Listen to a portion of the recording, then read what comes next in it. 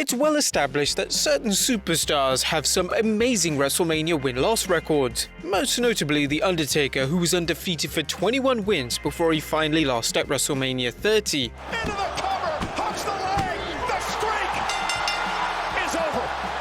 But in contrast, there have been some superstars who have had absolutely horrendous WrestleMania records, and some of the names on this list are kind of surprising as they're WWE legends, and there's also some that have never won. But which ones were they? Well, join us now as Wrestlelamia looks at 10 of the worst WrestleMania superstar records of all time. Be sure to subscribe and hit that notification bell for daily wrestling videos, and follow us on Facebook for exclusive lists.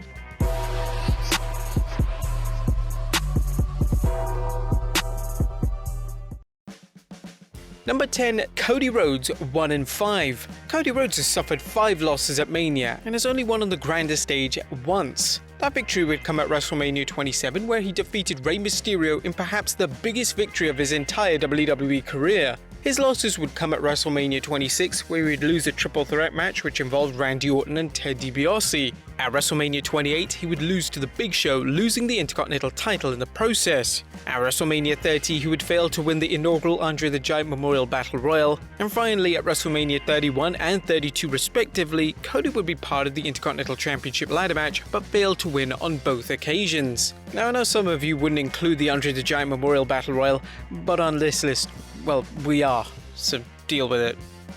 Number 9, Crush, 0-4. Crush has unfortunately never won a match at Mania, having a record of 4 losses and 0 wins. His first loss came at WrestleMania 7 in 91 alongside Smash of Demolition, as he would lose against the duo of Junichiro Tenryu and Koji Kitao. At WrestleMania 9, he would lose to Doink the Clown after a double appeared, and at WrestleMania 10, he would lose against the legendary Macho Man Randy Savage. His final loss came at WrestleMania 13, when he would be part of the losing team of the Nation of Domination in a Chicago street fight against the Legion of Doom and Ahmed Johnson.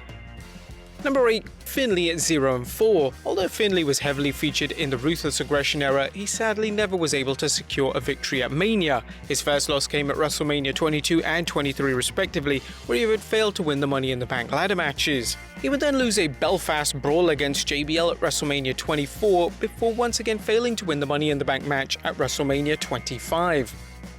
Number 7, the Dudley Boyz, 0-5. The Dudley Boyz are without question one of the greatest tag teams of all time. However, a victory at WrestleMania has eluded them for their entire careers. Their first loss would come at WrestleMania 16 in a triangle ladder match, and then they would once again lose in the now legendary TLC 2 match at WrestleMania 17.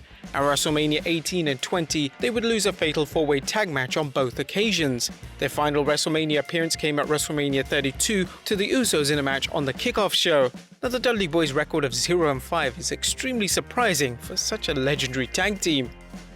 Number 6, Sasha Banks, 0-6. Now, although Sasha Banks is one of the top stars in the women's division in WWE, she has famously never secured a victory at WrestleMania. Her first Mania match took place at WrestleMania 32, where she would lose in a triple threat match between herself, Charlotte Flair, and Becky Lynch. The following year, she would lose a fatal 4-way match which also involved Bayley, Nia Jax, and once again Flair. At WrestleMania 34, she would be involved in the Women's Battle Royal, where she would at least make it to the Final 4, but unfortunately didn't secure the win. At WrestleMania 35, herself and Bayley lost the Women's Tag Team titles, which would lead to Sasha taking a leave of absence from the company. At WrestleMania 36, she would lose another match, this time a fatal 5-way elimination match, and she wouldn't even make it to the Final 2. Her 6th loss would come at WrestleMania 37, when she would lose the SmackDown Women's Championship to Bianca Belair, giving her one of the worst records in WrestleMania history. Hopefully, WrestleMania 38 can change things.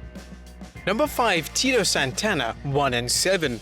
Tito Santana managed to win the first ever match at WrestleMania 1 when he defeated The Executioner. However, following this victory, Santana would lose at the next 7 consecutive WrestleMania events. At WrestleMania 2, Santana would team with the Junkyard Dog and would lose to the Funk Brothers in a tag match. At WrestleMania 3, he would once again lose, this time in a 6-man tag. At WrestleMania 4, as part of Strikeforce, he would lose the tag titles to Demolition. A year later at WrestleMania 5, Strikeforce would lose once again at WrestleMania, this time to the Brainbusters. And after that, Santana would then lose his next 3 singles matches, with losses to the Barbarian, the Mountie, and Shawn Michaels, all leaving Santana a record of 1 win and 7 losses.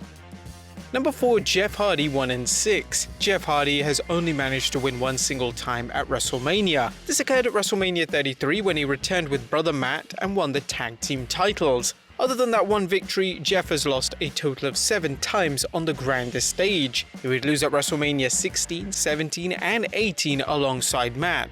He would then compete at WrestleMania 23 as a solo star, losing in the Money in the Bank ladder match. At WrestleMania 25, he would lose in a match against his own brother Matt, and his final loss came at WrestleMania 35, where he would be eliminated in the annual Andre the Giant Memorial Battle Royal.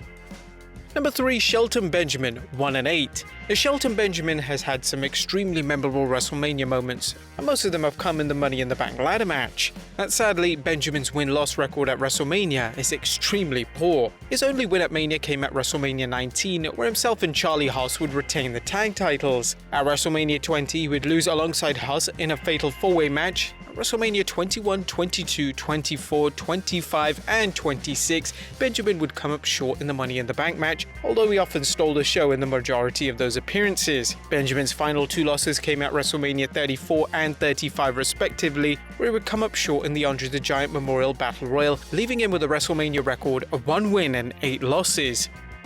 Number 2, Dolph Ziggler 1-9.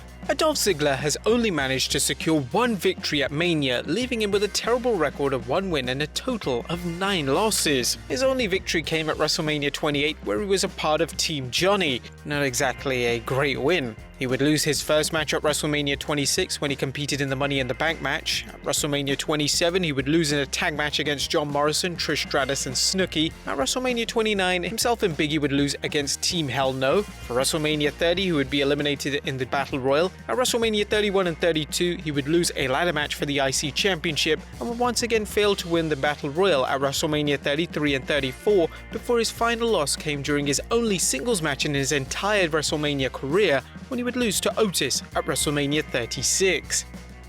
And number 1, Goldust 0-9.